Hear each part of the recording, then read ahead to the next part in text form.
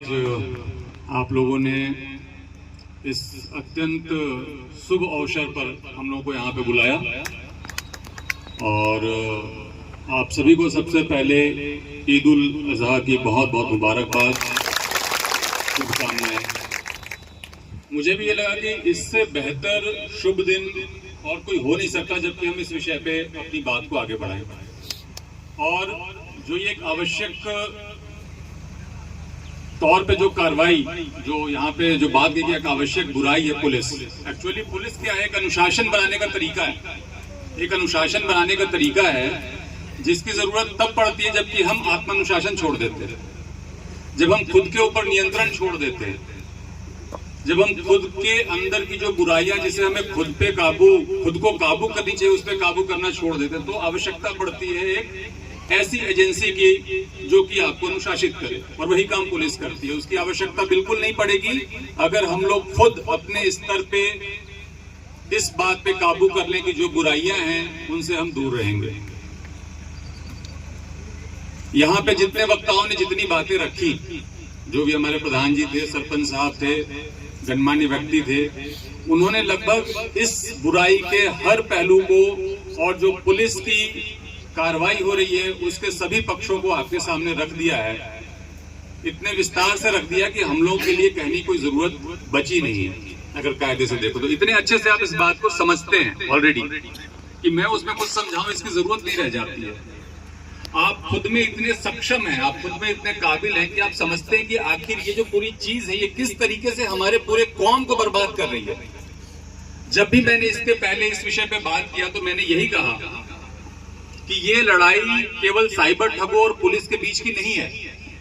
ये लड़ाई केवल साइबर ठगों और पुलिस के बीच की नहीं है, बल्कि ये लड़ाई है आपके भविष्य को बचाने की, हमारे निर्माण के भविष्य को बचाने की लड़ाई है।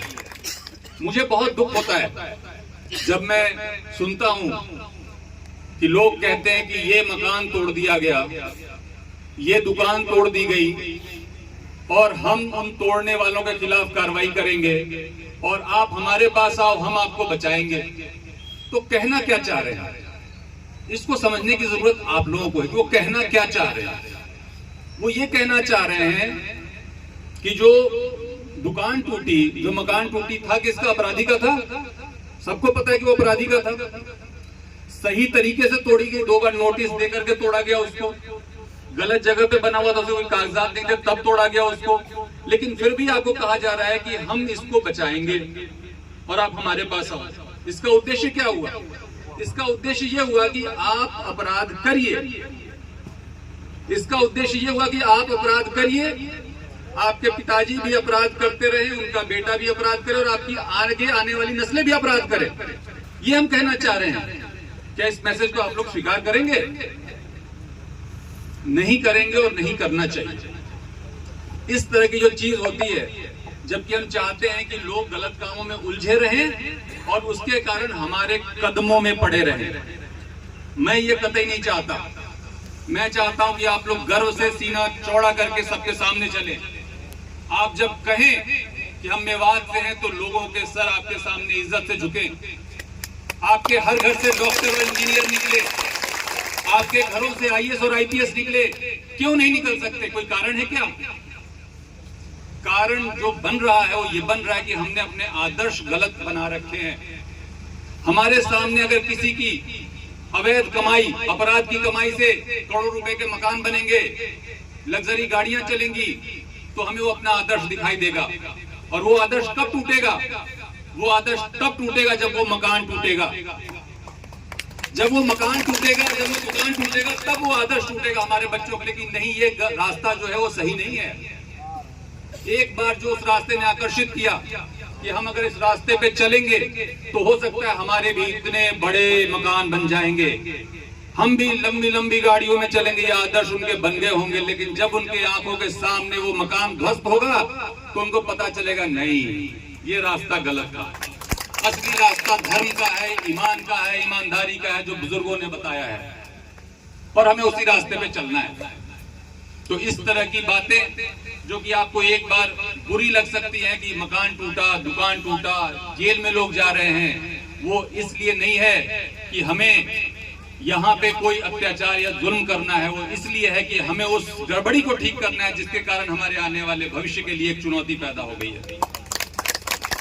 मैं सच कहूं तो मुझे आपके बीच में आकर बहुत अच्छा लगता है, अपने घर जैसा लगता है, बहुत अपनापन लगता है। मैं यहाँ पे बहुत सारे लोगों को चेहरे से जानता हूँ और पता नहीं कितना हम मिल चुके हैं, कितना इस इलाके में घूम चुका हूँ, कितना आ जा चुका हूँ। पूरे दिन कई बार यहाँ पे इस इलाके में, आपके इलाके में मेरा बीता है।